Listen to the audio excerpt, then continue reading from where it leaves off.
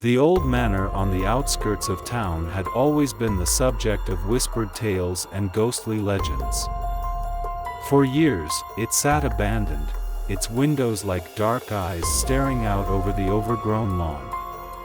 Curiosity had gotten the best of many, but few were brave enough to venture inside. Those who did often spoke of strange noises, fleeting shadows, and an overwhelming sense of dread. One chilly October evening, a group of 4 friends decided to put the stories to the test. Armed with flashlights and bravado, they approached the looming structure, their breath visible in the cold night air. "I can't believe we're actually doing this," Sarah whispered, clutching her flashlight tightly. "Come on, it'll be fun," Jake said, though his voice betrayed a hint of uncertainty. Emily and Tom exchanged nervous glances but followed as Jake pushed open the creaking front door. The air inside was musty and thick with the scent of decay.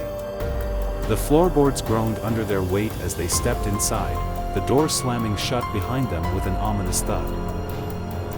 "Okay, where should we start?" Emily asked, her voice barely above a whisper. "The library," Tom suggested. "That's where they say the ghost of the old owner, Mr. Blackwood, is most often seen." They made their way through the dimly lit corridors, their flashlights casting long, eerie shadows on the walls. Every creak and groan of the house set their nerves on edge. Finally, they reached the library, a grand room filled with towering bookshelves and dust-covered furniture. Jake shone his flashlight around the room, illuminating the ornate fireplace and the large, imposing portrait of Mr. Blackwood above it. "Creepy," he muttered. Suddenly, Emily gasped and pointed. "Did you see that?" A flicker of movement, a shadow darting between the shelves. The friends froze, their hearts pounding in their chests.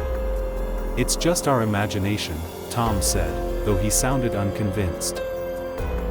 But then, the temperature in the room dropped suddenly, and a chilling breeze swept through, extinguishing their flashlights. They stood in darkness, their breathing shallow and rapid. "Who's there?" Jake called out, trying to keep the fear from his voice. A soft, ghostly whisper replied, sending shivers down their spines. "Leave this place." The friends huddled together, their eyes wide with terror.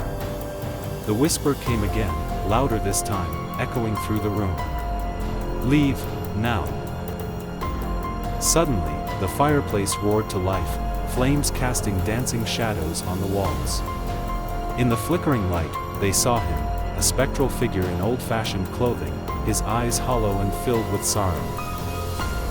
"Go," he commanded, his voice a thunderous boom that shook the very foundations of the house. Panicked, the friends stumbled back, tripping over furniture in their haste to escape. They fled through the dark hallways, the ghost's mournful wails following them. Finally, they burst through the front door and into the cold night air, gasping for breath.